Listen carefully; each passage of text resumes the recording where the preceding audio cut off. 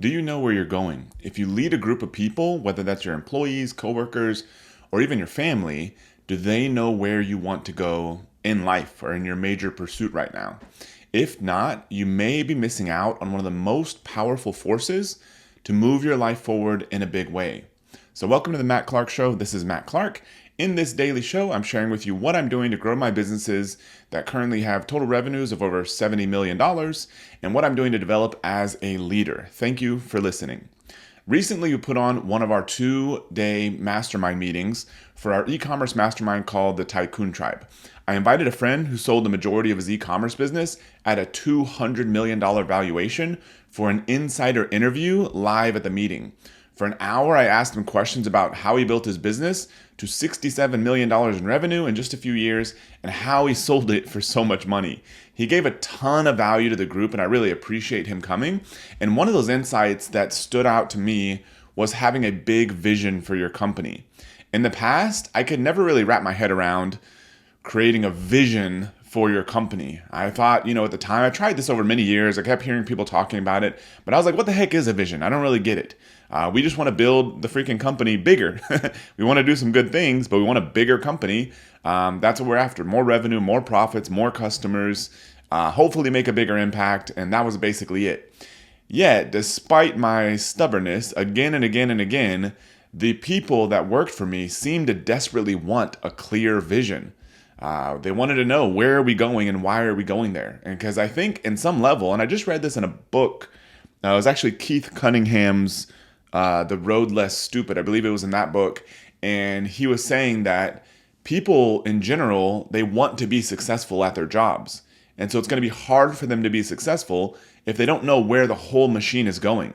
Now, some people just don't care, but a lot of people, I think, at least at first, want to be successful. And so letting them know where is this whole thing going is incredibly important, but it just took me forever for this to sink in.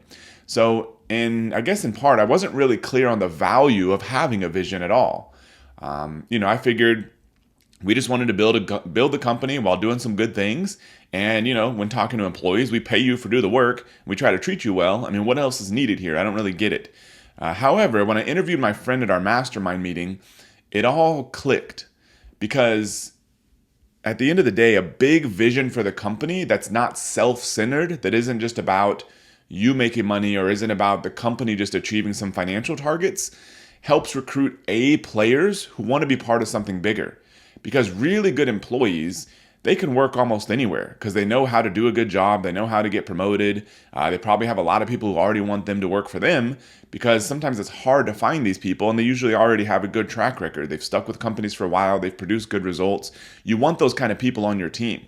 I mean, when you end up with some of those people working for you or with you, it is so much easier. I mean, it's like that whole saying about, a good software developer versus a mediocre one can be a magnitude of 10 to 100x in terms of what they can produce. And so you having just a handful of those people on your mission with you can mean the difference between you building a massive company and you building a very mediocre company.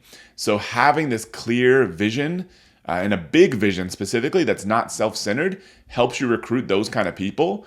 Also helps you recruit great advisors who want to help you realize your mission. So these people that have kind of been there and done that before, they're looking for people that are motivated, that are trying to do big things because they want to, in general, help the world become better also. And so if they feel like you're on that mission and they can just give you some really good advice and they don't have to do any of the work themselves, that's a great trade-off for them. And once you get people on board, it gets those motivated people to work even harder because it's not just about, how do I do the bare minimum so I get paid and keep my job and get my paycheck? It's more about, okay, I still want to make some money, but I'm also working in part to realize this bigger vision, which isn't just about me. And as we talked about in the last episode of this show, having a motivating factor that's not all about you can be one of the most powerful things. So that's what you're doing for employees also. So my friend, he said that he wanted to build a $100 million business. But the big vision was to build the best business with the best products in his specific category. That was also his vision. It wasn't fake. It wasn't just sort of something nice to say. He wanted to do that, and that was the big vision that he had. And he also wanted to build a $100 million business. But the $100 million business isn't necessarily going to excite anybody other than the person getting money out of that. But the big vision can excite people. And he actually ended up doing this for the period of time. So even though his business was really tiny at the time, he used that big vision to recruit great people from other companies to come work for him.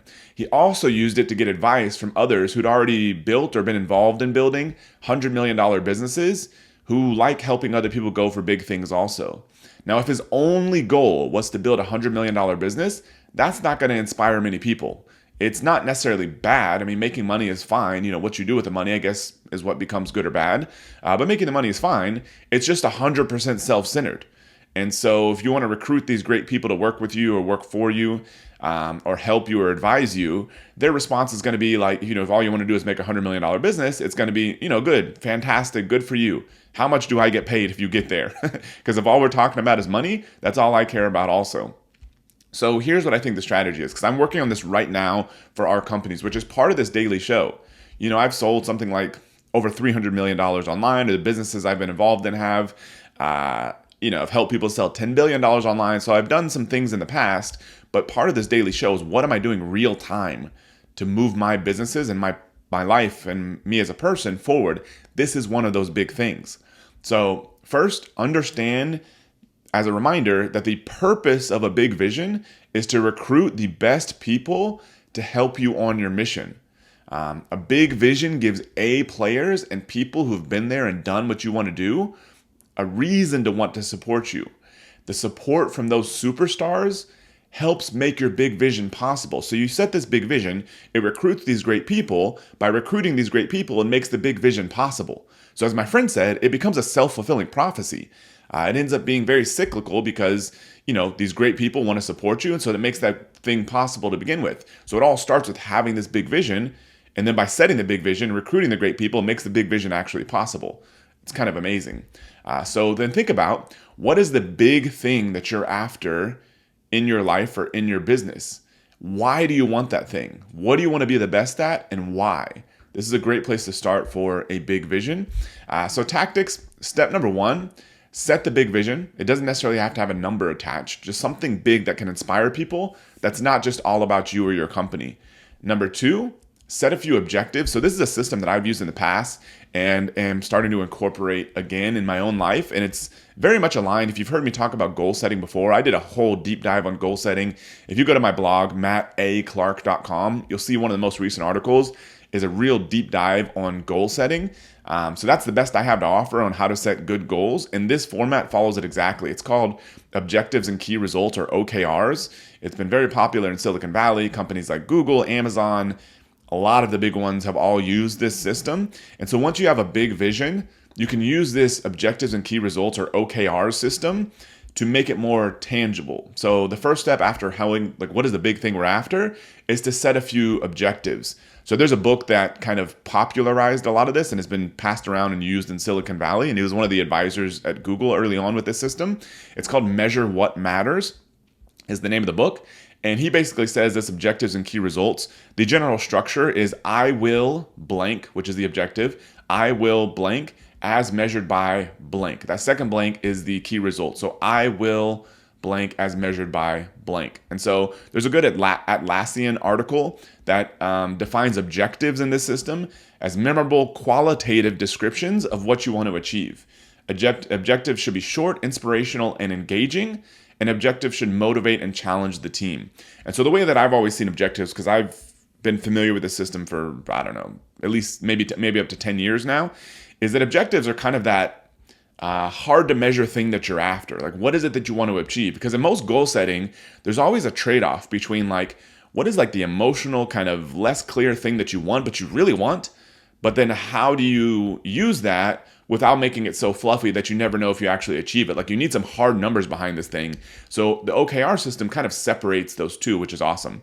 So objectives, memorable qualitative descriptions of what you want to achieve, that if you achieve these, those will help you accomplish your big vision. And then the third part of this is your key results. So a recommendation is 2 to 5 key results per objective. And so from that same Atlassian article, key results are a set of metrics that measure your progress towards the objective.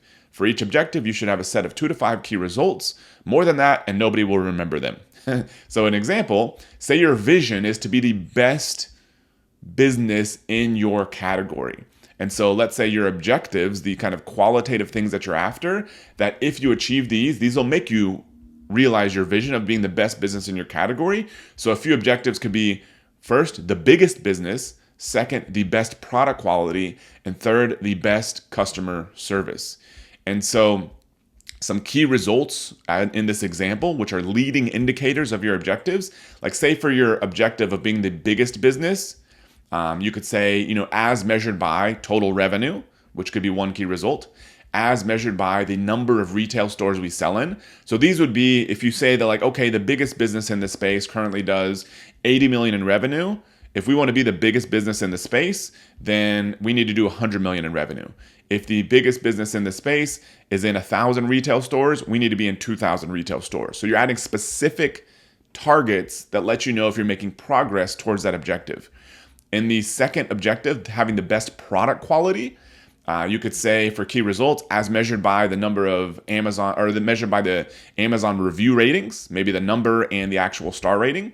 Also as measured by the number of top placements on review websites. So for example, if you Google your category, if there's 10 major review websites out there, what percent or how many of those would make you the best if you were the number one on each one of those sites, say 9 out of 10 or something. Product quality could also be an internal measure, such as net promoter score. Say you want to have, sort of a 9 out of 10 net promoter score for all of your products. That is another way to measure your product quality. So to measure if you're achieving that objective, which once again, your key results lead to your objectives, which leads to your big vision. And the last one, best customer service. One of your key results could be as measured by an average customer response time of less than 5 minutes. So this system is very similar to the goal setting research that I did, the outcomes from that research, in that you have this big thing that you're after. You have some indicators of progress of stuff that's will lead to that big outcome. And then lastly, you end up with some daily and weekly processes. So the next step after this, like, if we want to get to an average customer response time of less than 5 minutes, which is going to help us have the best customer service, which is one contributor to achieving this vision of having the best business in our category, how are we going to get this customer response time of less than 5 minutes? So that's where you start the next step. And this would more likely be done by the other people working for you or with you. Their job would be to break it down. Okay, what am I going to do on a daily or weekly basis to make sure this happens? If it's a customer service manager, for example, maybe on a daily basis, twice a day, they're measuring that day's average customer response time overall and per employee so that they can solve issues and sort out problems as quickly as possible. And those problems could be either an underperforming employee, could be something broken in the system, so it could be a new product launch or marketing campaign that's super confusing and these customer service people don't know how to respond. These are all things that aren't necessarily any one person's fault, but that could be the daily or weekly processes that help create that key result, which helps realize the objective, which helps realize the big vision that you're after. Now, when I've looked at this stuff in the past, 'cause I've done this in my own life for goal setting, but I'm like, this is like so much structure and such a pain in the butt to do at a company level. I've started to believe, and this is part of rereading that Road Less Stupid by Keith Cunningham, when a business gets to any size, you have to have this kind of structure in there. It doesn't mean you need 52 layers of approval. I mean, Amazon has become a massive business, in part by implementing this structure, but also in part by trying to retain some startup-like feel. They try to create small teams within the bigger teams that are somewhat autonomous and that all kind of end up flowing up to the bigger team, which flows up eventually to the CEO, which in the past was Jeff Bezos. But those teams need to have decision-making authority and autonomy. That's how to prevent some of the bureaucracy. But overall, the whole business would have never been built. Any business of any size is never going to be built without some of this structure in place. You just can't manage that many people. And so I think this is almost, I've started to believe, a necessity in businesses of any size. It's not just a nice to have. There ends up just being too many people doing too many things. And if there's no structure to manage all of that, I think that's why a lot of businesses, including ones that I've managed in the past, end up not growing past a certain point. So hopefully you create at least the first part of this, which is a big vision for either the company you're building or the big thing that you want to accomplish in life, because I believe that ends up creating a cascading effect, allows you to recruit better people on your mission to help you realize and make that bigger vision possible. So if you've enjoyed this episode, please subscribe to my show on your favorite podcasting platform or subscribe to my YouTube channel as soon as you hear me stop talking in about 20 seconds. I have a lot more coming for you to help you make more money, build businesses, and live a more fulfilling life. I'll see you tomorrow.